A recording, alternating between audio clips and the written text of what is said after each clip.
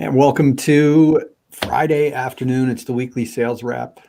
I am Mike Brooks, joined by Frank MD Benedetto. What's up, Frank? What's up there, Michael? How are you? How was your week? Dude, they're going fast, aren't they? The weeks go fast but slow. I don't know how I don't know how better to explain it. Like it's like slow but fast. Like the days go by, the hours go by, everything goes by quick. But you look at it, you go, wow. Like, do you ever go on a? Remember when you were a kid, you get in the car with your parents and you go somewhere and you're like, you think you're in the car forever. You're on your way to grandma's house and it's only been it's only a 10-minute drive. I just had that conversation with somebody. So I totally agree with you. Like time perspective is off, but it's also off. I don't know how to categorize it. We were talking about it seemed like it snowed more when you were a kid, Yes. but sledding, like as a kid, when you would sled, it felt like you were on Mount Everest, right? Like whatever we were on was like, man, this is a treacherous hill. And then as an adult, you go back and you look in your parents' backyard or like your neighbor's backyard and you're like, that's the hill. Like, you know what I mean? Right. It looks like nothing like you remember as a kid. Like it was all adventure and, Actually, I went being a kid. we used to go sledding at a golf course near us. Yep. And I actually went back to where I was driving around there. My sister lives near there. So I was driving around there and I was looking at the hill where we sledded when I was a kid. And I was looking at it like the opposite, like, oh my God, how did I not die? Right. Like it goes into a lake. But before we go on, I got to tease that. Hang on a second. I got to tease that we're going to talk about the most amazing thing. It's going to be profound. It's going to change your MSP. You're going to want to stay tuned. And then we can continue talking. That's the professional way to do it, Frank. When you're running a podcast here, you've got to tease what's coming up. Like this is going to be the most amazing thing you've ever heard. So you can't leave while we're bantering. That's right. And the funny part is that your video is slow and you look like Max Headroom right now. You're like this. Really? Oh, yeah. That's not a good sign. Yeah. Or you starting out never bad. A good sign when we're producing something. To finish your thought, though, the golf course, I remember it was a really nice private course near me. And we used to go there in the winter to sled for sure. And then we used to go there in the summer. I remember the 4th of July, we used to watch the fireworks because you can see them in the next town over was they used to do a barge in the river there. And I just remember as a kid, we were going crazy on that golf course. I can only imagine what it looked like the next day. So I'm pretty sure they don't let you do that anymore, but groundskeeper Willie was not happy. Yeah. Sitting on a tee box, with your your picnic blanket. But anyway, alrighty, let's get after it, Mike. Yeah, well, let's remind people that they're listening to the Elevating IT podcast. And we are recording this live. You can get to recordings, all the past recordings, by going to auditforit.com/elevatingit, or go check us out on iTunes. Even better, go grab your favorite podcast app and make sure you subscribe and give us a rating on iTunes. We'd love to get those ratings and reviews. So today, Frank, we're going to talk about preparing for 2021 because that seems like such a cool thing to do. All the cool kids are doing it because Absolutely. It's that time of year, right? We got to think about goal setting. Now, you're one person who, and we talk about this. I've talked about this. You've talked about this. You don't just plan on, December 2020 for 2021. You don't just. You kind of do this all year round. You're always planning, you're measuring, and you're doing things. We talk about goal setting and planning at this time of year because it's fashionable. I think it's a good time of year to do it, but not just doing it this time of year, right? I think goal setting is interesting because it always seems like the beginning of a month or the beginning of a year is when you're supposed to use as a reset point for whatever, a measuring, right? Right. And that's just artificial to me. It's well, we got to the end of 12 months, but what if it's rolling 12 months, right? Exactly. Why? So I think nonetheless, because from a tax perspective or just from a logical, we've got to measure something. And especially if you're in a peer group, you want to be able to, provide the accurate statistics. everybody says, hey, January 1, that's the new year. So we have to start planning. But to your point, in my mind, I just look at it as an extension of what I'm already doing. And a lot of times, I'll take a look at the year. I'll measure. I like to see what worked the previous 12 months. I like to, again, people, product, process. I like to look at my product and we offering the right things. It's always an evolution, but sometimes it's good. It's like I feel like the clients are waiting to hear from us either right at the end of the year or at the beginning of the new year. So sometimes if there's something new that we're going to do, or sometimes I reflect back, that's the time to do it. Sometimes we raise our rates. It just depends on what's there. I know people are really afraid to do that. I know Robin Robbins talks about it.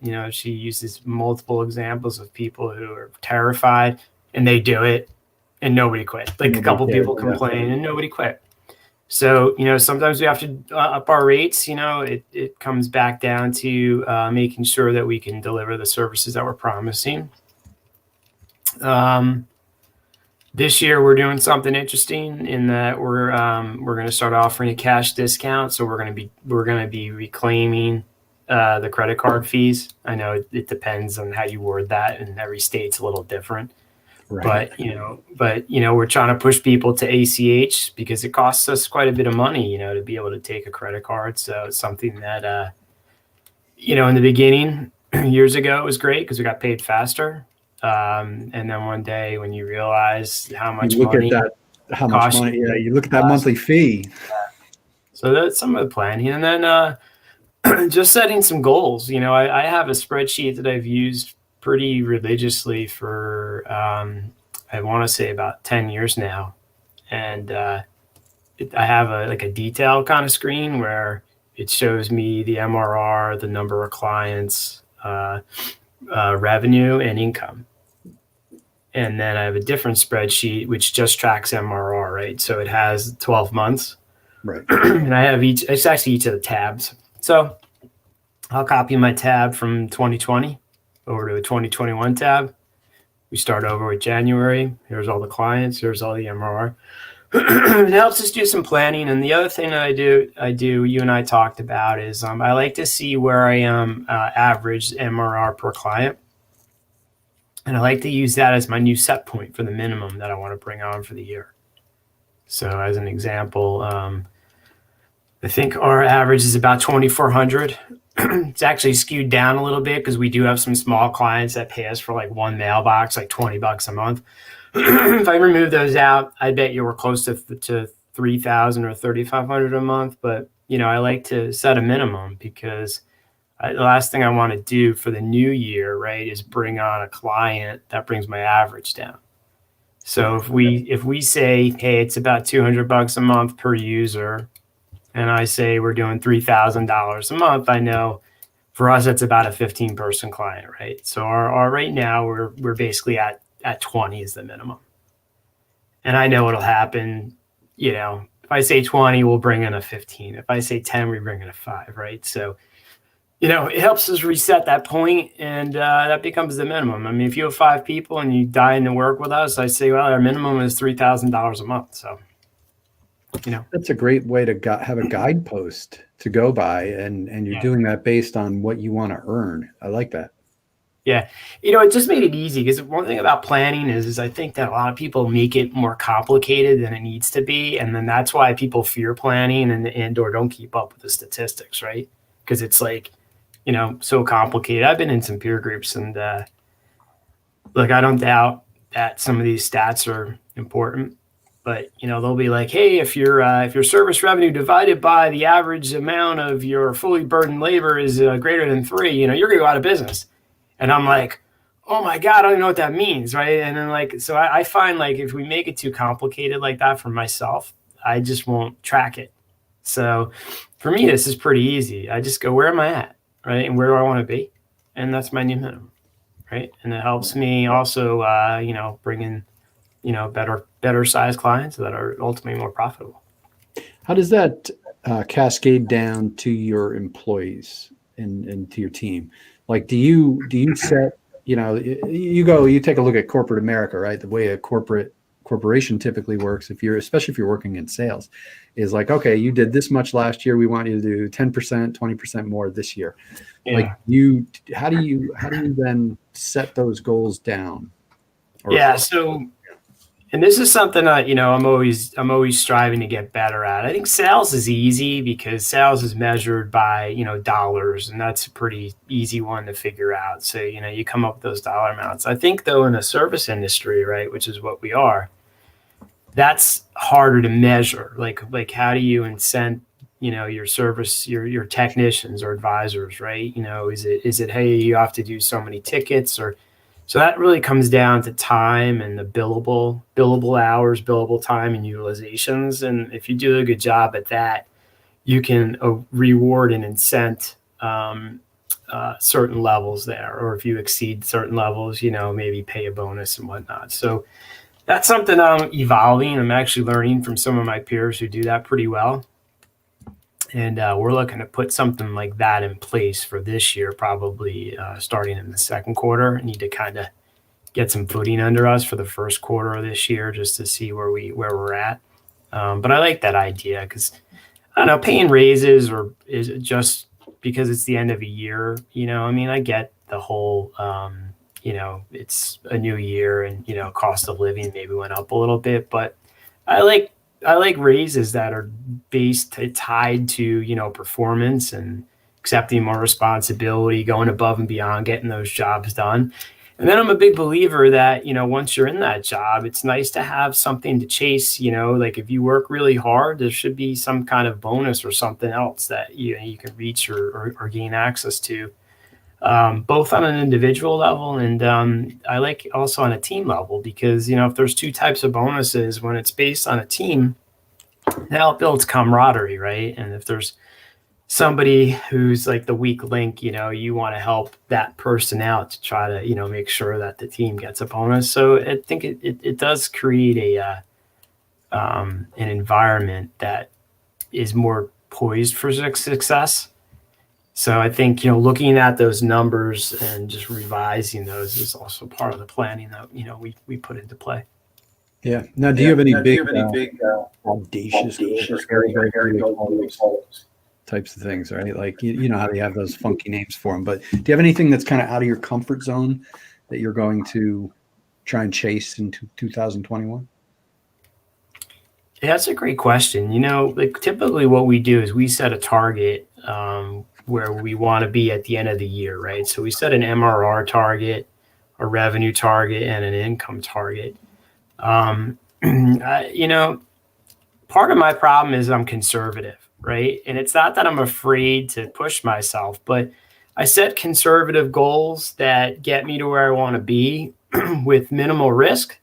Right. But, and I'm pretty good at achieving those. And, we've talked, like the business has grown pretty well over the years. I think if we were more aggressive, maybe I could have gotten there faster. I'm not sure. The big hairy audacious goal at BHAG, really that has to do with like, where do I want to be at the end of 5 years or 10 years? And I think that the markers that are set in our MSP industry seem to be that $5 million mark and that $10 million mark, right? And that's primarily because those are the markers that if you achieve those, the multiplier, if you were to be acquired, usually goes up, right? So I think the markers are usually like $1 million, which is fairly simple to achieve. 3 million, which you got to work for, right? And then that 3 to 5, that's like that black hole period, they call it, because that's like you've really got to have your processes refined and you've got to build usually like a sales engine in order to get from 3 to 5. And then 5 to 10, you definitely have to have, like a well-oiled machine, right? And at that point, it's just scale. So, that's down the line. 10 million is the goal. But I also look at it, how many clients do I actually want? And so one of the reasons why we look at the averages is that I don't want, 500 clients, right? At 1,000, like I'd rather have 100 at 5,000, or, if that math works that way. But, because it's more manageable. And one thing we've talked about is like, I'd rather onboard one company with 100 people, because there's one CEO, there's one point of contact, there's one culture to interface with, right? As opposed to 10 tens, right? I got 10 CEOs, 10, different companies I have to be meeting with. And so from a time perspective and a resource perspective, I'm always trying to look at getting those bigger ones in. And when you're smaller, that seems unattainable, right? If you're a small, immature MSP, to look at a 100-person company, it's like overwhelming, right? But now we're looking at those opportunities more and more. So from that, the BHAG is also to be getting these bigger, like 100-person companies instead of even just the 20-person companies. Interesting. So I guess we're in, as we're recording this podcast, I always like, even though we're doing these live, I always try and timestamp them, because people could be listening to them in a year and they'll see the timestamp on the podcast, depending on what app they're listening to. But it's the end of December. Well, no, it's the middle of December. See, time flies, right? Middle of December, we've got to talk about what's going on in the world right now, which is COVID again, coming back in more force probably than it was when it first came out. Have you adjusted your goals or impacted, I mean, we're in month 6 or 7 of this already, but how has that affected how you approached your goals, or has it thrown a curveball into what you would do? Or? Yeah, I mean, this is such a crazy year, right? I mean, it was so hard to predict. 2019 was a great year for us. We carried that momentum into the first quarter of 2020. We obviously hit a quick period of uncertainty. I can tell you what helped us was the fact that our solution stack is so heavily rooted in business continuity, right? And we did that in 2012. We really made that shift after Hurricane Sandy. So for us, we had business continuity, and we've been adding in the cybersecurity pieces as necessary, right? I think a lot of my peers were so heavily focused on cybersecurity that they lost sight a little bit of business continuity, right? So COVID hit, and for a lot of my peers, they're scrambling to try to get the clients, just to be able to work remotely now all of a sudden. So we didn't really need to do much of anything. Our clients were, some of them were, sending some employees home that typically don't work from home, but it wasn't much of an effort to get them onboarded.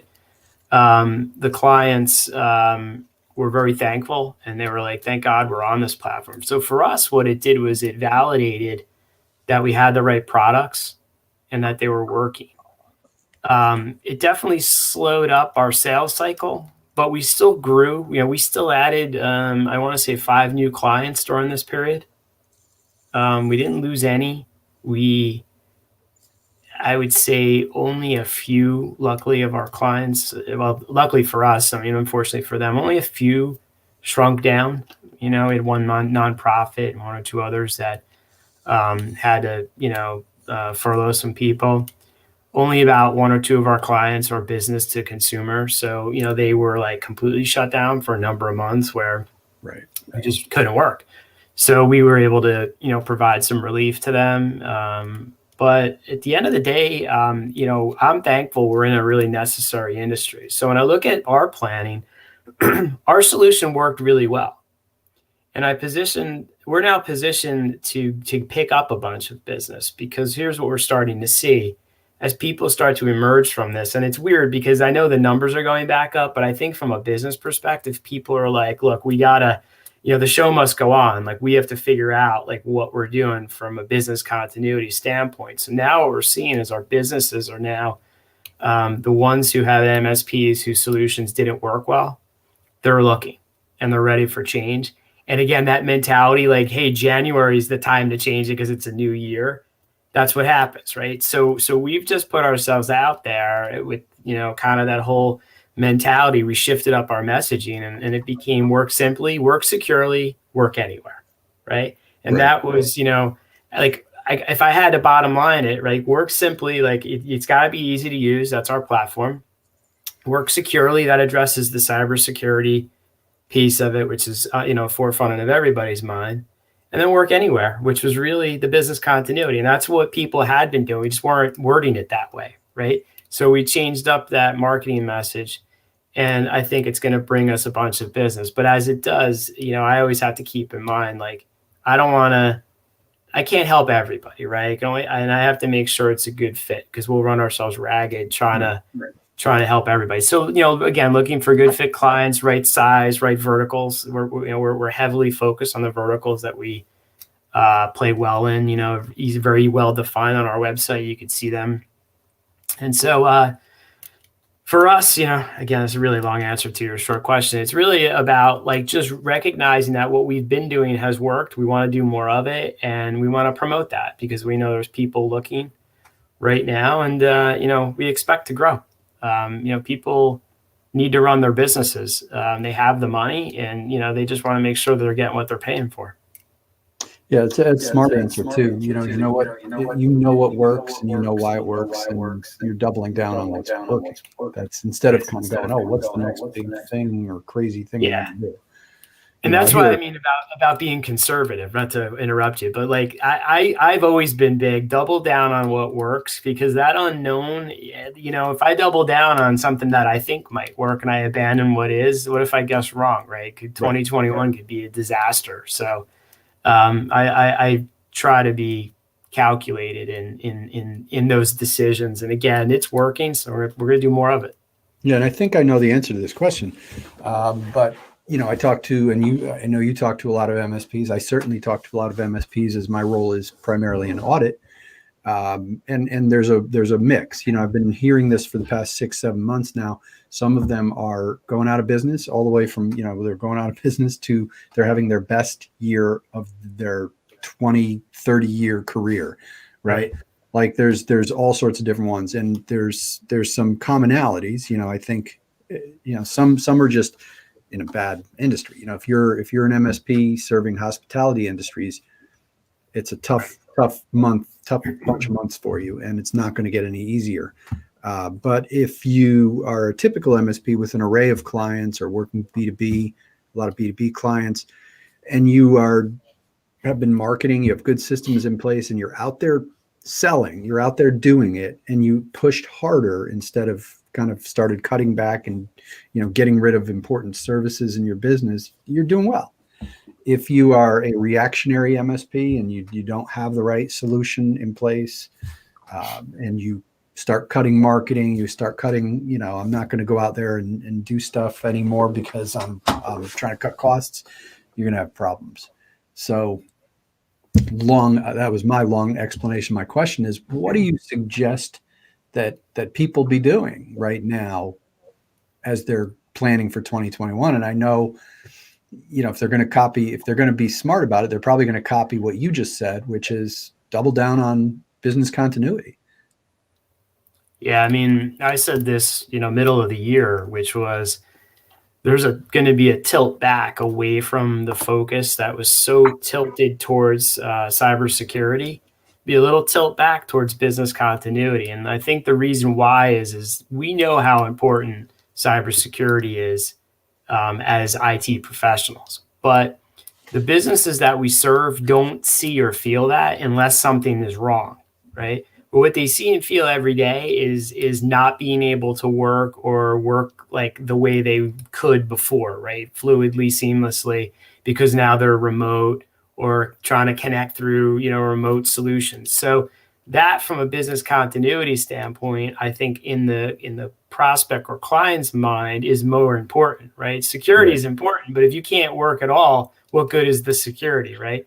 So I just think we're going to see a little tilt back towards business continuity, and the MSPs that either lost focus of that or maybe weren't emphasizing it enough are going to have to kind of, figure that out in their solution. For us, like you mentioned, that was kind of part and parcel, and it was, a little bit driven off of, hey, I knew the industry was going cloud, and then Hurricane Sandy hits. I realized, wow, all these clients were down. It didn't matter how much money they paid me. The server had no power or electricity. And that was a problem. And I vowed never to put myself in that position again. So a lot of what led us to today wasn't an overnight decision. It was an evolution. It took me probably 3 to 4 years to move all of our existing clients and make a decision that all new clients were going straight to our cloud environment, right? And we're still running that today.